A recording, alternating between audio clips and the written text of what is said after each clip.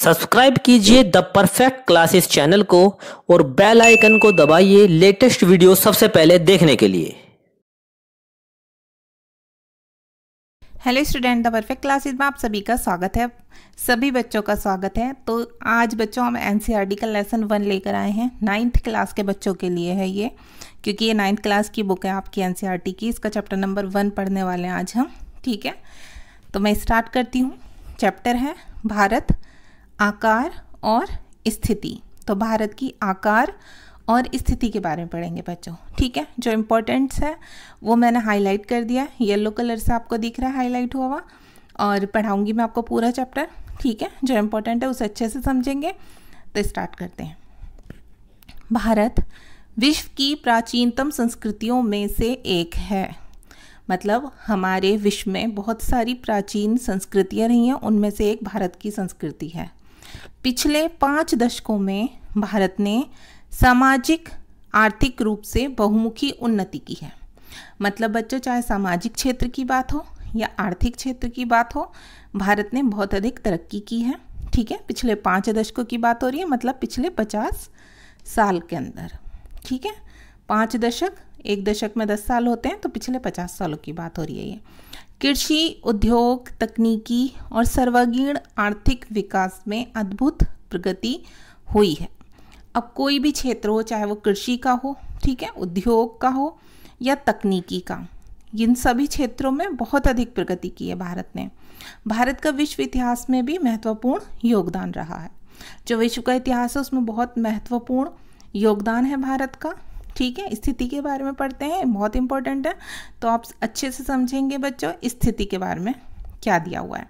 भारत एक विशाल देश है, हम सभी बच्चे जानते हैं, बहुत बड़ा देश है, विशाल देश है। ये उत्तरी गोलार्ध में स्थित है। अब आप कहेंगे उत्तरी गोलार्ध में कहाँ? अब देखिए, ये पूरे विश्व का मैप है। ठीक है, तो हमारा भारत कहाँ पर दिखाई दे रहा है? यहाँ पर। तो बच्चों देखिए, अगर हम इसे ऐसे बांटते हैं तो ये कौन सा आ गया? ऊपर की साइड उत्तर आ गया। ठीक है, ये इतना ये उत्तर है, ये नीचे दक्षिण है। तो हमारा भारत इधर पड़ता है, तो ये उत्तरी गोलार्ध में पड़ता है।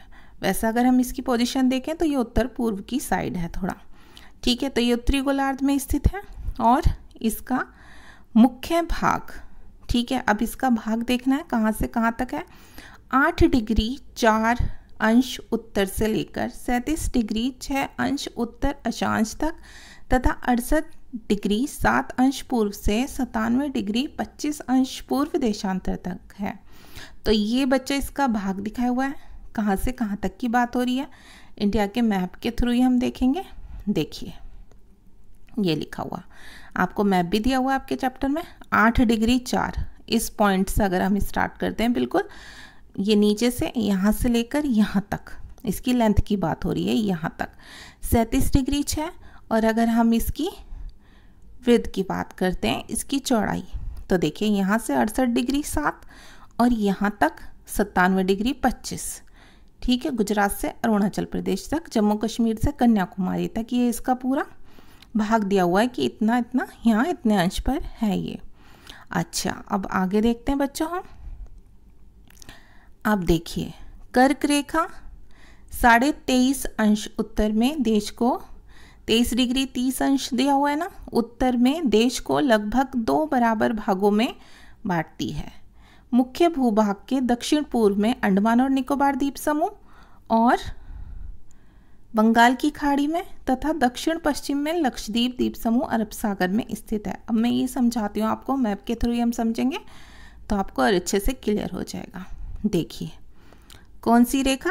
कर्क रेखा। कर्क रेखा कहाँ पर है बच्चों? ये रही। ये बिल्कुल भारत को बिल्कुल बराबर बांटती है। ठीक है, जितना ऊपर भारत इसके उतना ही नीचे, जितना उत्तर में है इसके, इस रेखा के उतने ही दक्षिण में है। तो ये रेखा कौन सी हो गई? 23.5 डिग्री पर। यह है बच्चों कर्क रेखा। ठीक है, अब हम देखते हैं कि देखिए, यहाँ पर तो है बंगाल की खाड़ी और यहाँ पर है क्या है इसके इधर? अरब सागर है। ठीक है, तो बंगाल की खाड़ी में यहाँ पर क्या है? ये क्या है? ये अंडमान और निकोबार द्वीप समूह है। और यहाँ पर क्या है? यहाँ पर लक्षद्वीप है। यही बता रखा है ना आपको, थोड़ी सी स्थिति भी पता चलती जा रही है सब चीज़ों की। कौन सी चीज़ कहाँ पर स्थित है, अंडमान निकोबार कहाँ है, लक्षद्वीप कहाँ है, ठीक है, इसमें बताया हुआ भी है। एटलस की सहायता से इन द्वीप समूहों का विस्तार ज्ञात कर सकते हैं आप, मैंने आपको बता दिया। अच्छा, भारतीय संघ राज्य का सबसे दक्षिणी बिंदु जो इंदिरा बिंदु कहा जाता था, सन 2004 में सुनामी लहरों के कारण समुद्र में जलमग्न हो गया। जो सबसे दक्षिण बिंदु था, मतलब सबसे दक्षिण में, देखिए यहाँ पर बिल्कुल नीचे की बात हो रही है। दक्षिण में जो बिंदु था वो क्या हो गया, वो बिल्कुल समुद्र में डूब गया था। क्यों डूब गया था? क्योंकि वो सुनामी के कारण समुद्र में डूब गया था। 2004 में जो सुनामी आई थी, ठीक है, उसे क्या कहा जाता था? उसे इंदिरा बिंदु कहा जाता था। तो ये चीज़ें भी ध्यान में रखा कीजिए, ये आपके ऑब्जेक्टिव टाइप क्वेश्चंस में आ जाते हैं ये। तो ठीक है, हम समझेंगे, धीरे धीरे आराम से समझेंगे। आकार के बारे में पढ़ते हैं। स्थिति जान ली हमने। भारत के भूभाग का कुल क्षेत्रफल लगभग 32.8 लाख वर्ग किलोमीटर है।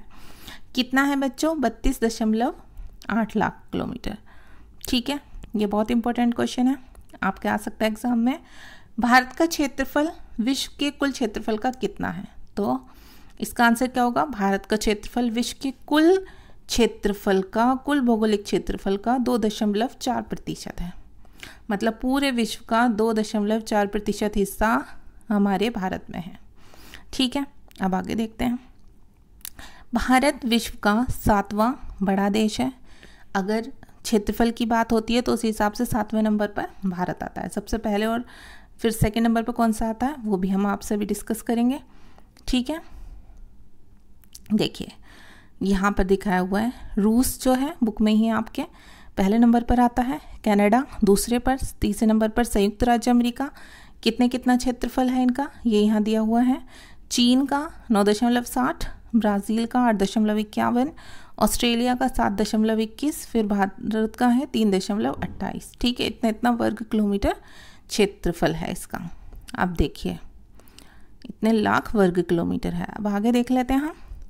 भारत विश्व का 7वां बड़ा देश है। भारत की स्थल सीमा रेखा लगभग 15,200 किलोमीटर और समुद्री तट रेखा अंडमान और निकोबार द्वीप समूह और लक्षद्वीप के साथ 7,516 किलोमीटर है। अब बच्चों स्थल सीमा की बात हो रही है, ठीक है। जो स्थलीय सीमा होती है, जो भूमि वाली सीमा होती है, वो तो कितनी है? 15,200, ठीक है, 15,200 किलोमीटर। और समुद्री तट रेखा अंडमान निकोबार लक्षद्वीप द्वीप समूह के साथ जो सीमा रेखा बन रही है वो है 7,516.6 किलोमीटर। अब आगे देखते हैं। भारत के उत्तर पश्चिम तथा उत्तर पूर्वी सीमा पर नवीन वलित पर्वत है। मतलब उत्तर पश्चिम में ये वाला, अगर हम इंडिया का मैप देखते हैं, मुझे आपको मैप भी दिखाना पड़ रहा है, देखो उत्तर और ये उत्तर पश्चिमी, ठीक है, ये उत्तर पूर्व, उत्तर पश्चिमी, यहाँ पर क्या है? यहाँ पर पर्वतमालाएं हैं। ठीक है, अब आगे देखते हैं हम। इसकी बात हो रही है, नवीन वलित पर्वत है इस पे नवीनतम। इसके दक्षिण का भूभाग उत्तर में चौड़ा है। अब आप नीचे की साइड देखेंगे तो मैप में चौड़ा दिखाई देगा और 22 डिग्री उत्तरी अक्षांश से हिंद महासागर की ओर संकरा होता गया है। नीचे से इसकी शेप कैसी हो गई बच्चों? एक टाइम पे जाके इस टाइप से संकरी हो गई ना, ऐसे करके पतली हो गई, यहाँ से चौड़ा था। अब आगे देखते हैं। इसके दक्षिण का भूभाग उत्तर में चौड़ा है और 22 डिग्री उत्तरी अक्षांश से हिंद महासागर की ओर संकरा होता गया है। इसके पश्चिम में अरब सागर तथा पूर्व में बंगाल की खाड़ी स्थित है। ये हमने आपको पहले ही बता दिया, ठीक है। कहाँ पर है बंगाल की खाड़ी? वो हमने आपको पहले ही बता दिया है कहाँ पर है, ठीक है। अब आगे देखते हैं, हम आगे पढ़ते हैं। आगे क्या दिया हुआ है? देखिए, अक्षांश और देशांतर का विस्तार लगभग 30 डिग्री है, परंतु फिर भी पूर्व पश्चिम का विस्तार उत्तर दक्षिण के विस्तार की अपेक्षा कम प्रतीत होता है। मतलब क्या कह रहे हैं ये कि अक्षांश और देशांतर। अब किसकी बात हो रही है बच्चों? जैसे देखिए, मैं आपको ऐसे ही मैप के थ्रू ही समझाती हूँ। देखिए ऐसे करके, ठीक है, ऐसे अक्षांश और ऐसे होते हैं देशांतर। तो ऐसे करके अगर हम पूरे भारत का यहाँ टॉप से बॉटम तक और यहाँ से यहाँ तक देखें तो दोनों का जो विस्तार है 30 डिग्री तक है, ठीक है। लेकिन फिर भी क्या लगता है हमें लेंथ ज़्यादा लगती है अपने भारत की और विड्थ कम लगती है, चौड़ाई कम लगती है, लंबाई ज़्यादा लगती है। क्यों होता है ऐसा? अपेक्षाकृत बस देखने में विस्तार हमें कम लगता है। अब बात हो रही है गुजरात से अरुणाचल प्रदेश के स्थानीय समय में 2 घंटे का अंतर है। अब गुजरात कहाँ पर है? गुजरात आप इंडिया के मैप में देखेंगे तो देखिए यहाँ पर है गुजरात, ठीक है, और यहाँ पर है अरुणाचल प्रदेश, ठीक है। अब यहाँ पर और यहाँ से लेके यहाँ तक अगर यहाँ पर टाइम जो हो रहा है यहाँ पर 2 घंटे का अंतर होगा उस टाइम में, ठीक है। इस जगह पर इस पॉइंट पर और इस पॉइंट पर टाइम में कितने का अंतर है? 2 घंटे का। वो क्यों होता है? वो होता है बच्चों देशांतर रेखाओं की वजह से। अब वो भी हम पढ़ेंगे, नेक्स्ट चैप्टर में पढ़ेंगे कि टाइम डिफरेंस कैसे है, ये टाइम में अंतर क्यों है, ये हम आगे समझेंगे। बस आपको इतना समझना है इस चैप्टर में कि गुजरात और अरुणाचल प्रदेश दोनों ही भारत में हैं, दोनों ही भारत के राज्य हैं, लेकिन फिर भी यहाँ पर जो स्थानीय समय होता है उसमें 2 घंटे का अंतर होता है, ठीक है। अगर एक स्थान पर 12 बजे होंगे दोपहर के तो दूसरे स्थान पर दोपहर के 2 बजे होंगे, इतना अंतर होता है। क्यों होता है, कैसे होता है, किस तरफ अधिक होता है, किस तरफ कम होता है, नेक्स्ट चैप्टर में समझेंगे जब हम अक्षांश और देशांतर रेखाओं को समझेंगे, या मैं इस पर एक अलग से वीडियो बना दूंगी, आपको अच्छे से समझा दूंगी। अच्छा, अतः 82 डिग्री 30 अंश पूर्व देशांतर रेखा को भारत की मानक यामियोत्तर माना गया है, जो कि उत्तर प्रदेश में मिर्ज़ापुर से गुजरती है।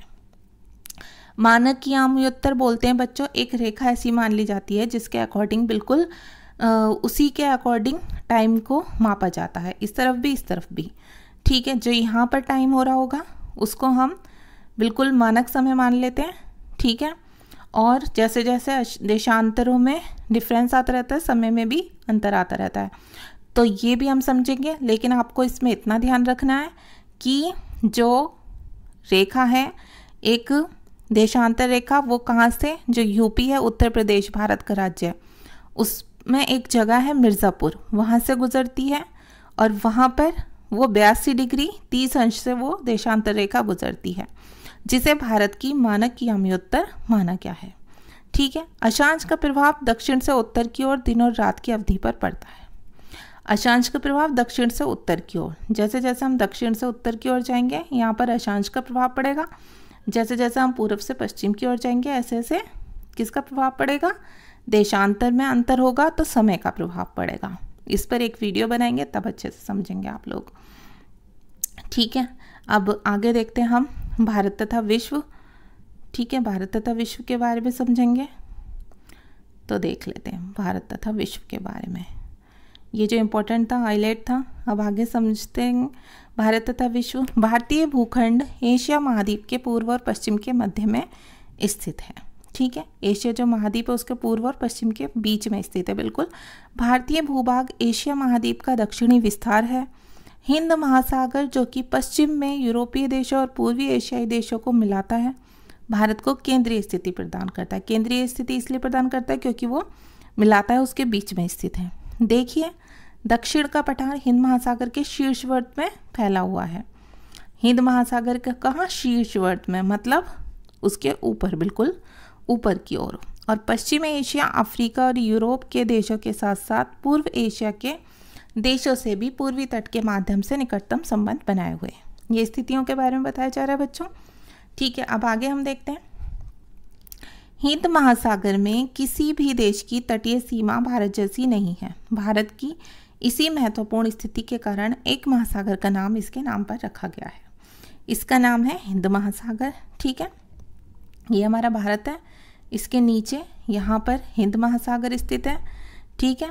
हिंद महासागर को हिंद महासागर का नाम इसलिए दिया हुआ है क्योंकि भारत एक विशाल देश है और इसकी स्थिति को देखते हुए इसके नीचे वाले सागर का नाम, महासागर का नाम हिंद महासागर रख दिया गया है, ठीक है बच्चों। आगे चलते हैं, ये मैंने आपको बता ही दिया, ठीक है। ये भी मैंने आपको समझा दिया है, ठीक है। ये विश्व में भारत की आपके वायु मार्ग और समुद्री मार्ग जो फैला हुआ है उसको दिखाया गया है, ठीक है, अब हम पड़ोसी देश और देख लेंगे। पहले हम थोड़ा सा इसे पढ़ लेंगे।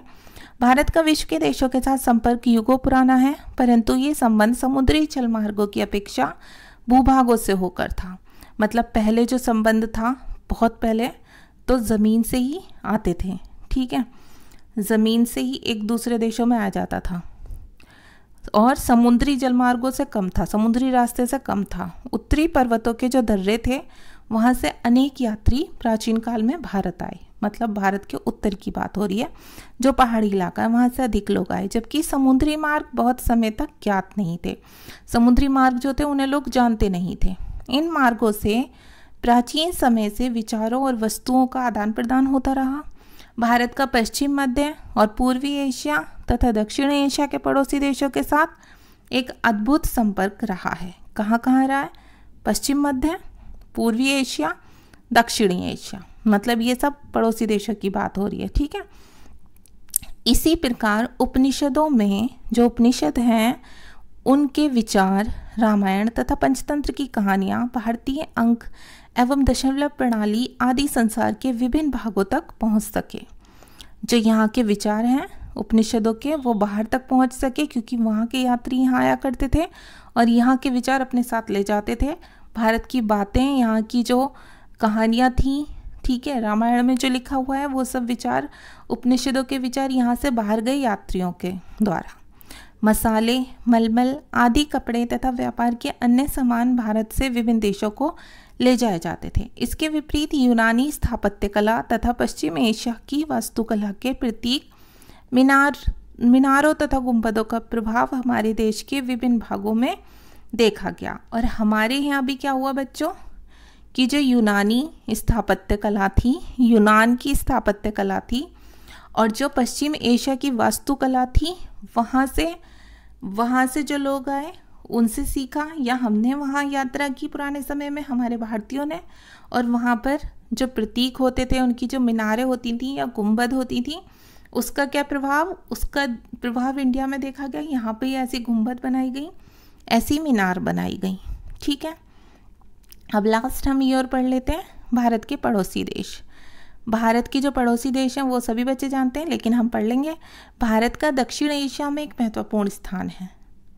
ठीक है, भारत थोड़ा दक्षिण की तरफ है, इसलिए दक्षिण एशिया की अगर बात करें उस देशों की, तो वहाँ पर भारत एक महत्वपूर्ण स्थान रखता है। भारत में 28 राज्य और 9 केंद्र शासित क्षेत्र हैं।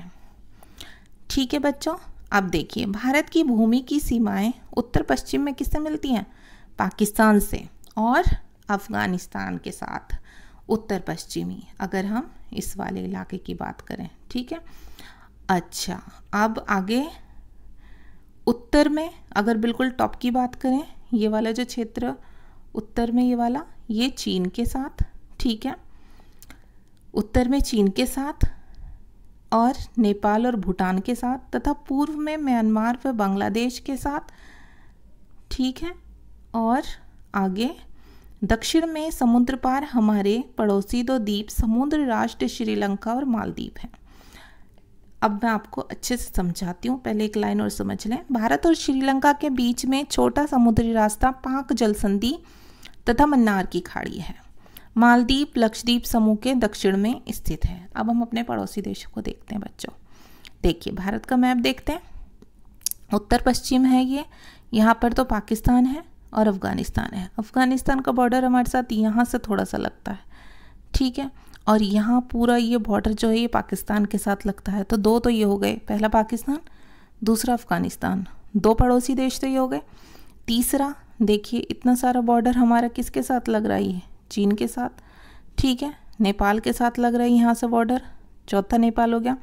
5वां हो गया भूटान, ये रहा, भूटान के साथ हमारा बॉर्डर लगता है यहाँ पर।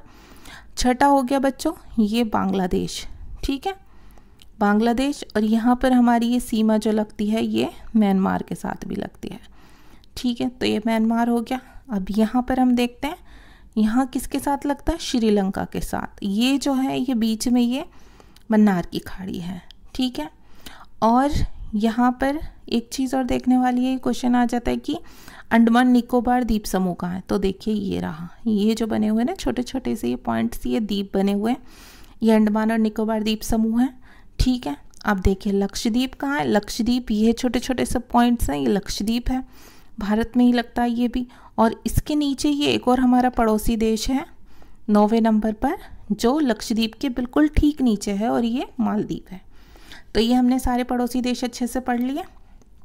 ठीक है, अपने पड़ोसी देशों के साथ भारत के भौगोलिक और ऐतिहासिक संबंध बहुत अच्छे रहे हैं। ठीक है, आप चाहें तो अपनी एटलस में एशिया के मानचित्र में देखा कि भारत कैसा अलग दिखाई देता है। आपको और अच्छे से स्टडी करनी है तो आप एटलस के थ्रू देख सकते हैं। वैसे मैंने आपको अच्छे से समझा दिया, तो ये चैप्टर बच्चों आपका कंप्लीट हो गया। ठीक है, इसके क्वेश्चन आंसर भी करेंगे, इसके समरी भी देखेंगे हम, इम्पोर्टेंट पॉइंट्स आगे वीडियो डालूंगी मैं उसके लिए।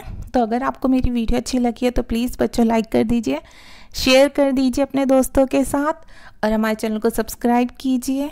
ठीक है, और हमें कमेंट्स करते रहिए अगर आपको कुछ पूछना है तो, अगर कुछ कहना है तो, हमसे कोई और वीडियो चाहते हैं आप बनवाना तो उसके लिए भी आप हमें कमेंट्स कर सकते हैं। Thanks for watching.